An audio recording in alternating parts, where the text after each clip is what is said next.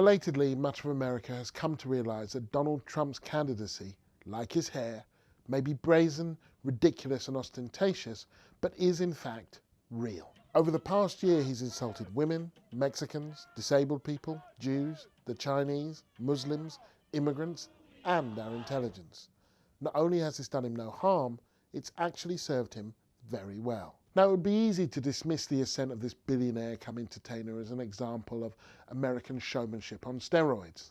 It would also be a mistake. His ascent is part of a rise in right-wing populism throughout the Western world, simply articulated in an American voice and tailored to an American audience. Most Western nations have their own Trump, a racist, xenophobic, Islamophobic demagogue appealing to a mix of nationalist nostalgia, patriotic myth, class grievance and economic insecurity.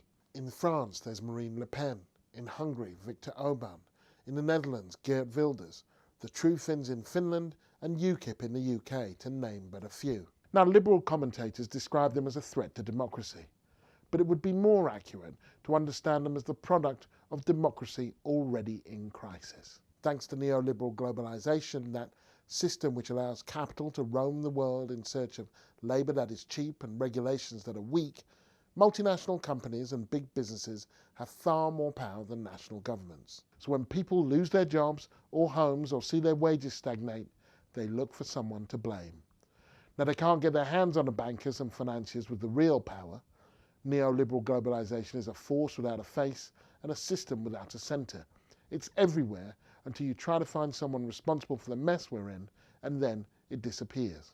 Which brings us back to Trump, Le Pen and populists who target easily identifiable scapegoats, the Roma, immigrants, refugees, Muslims, and blame them for both the economic crisis and national insecurity.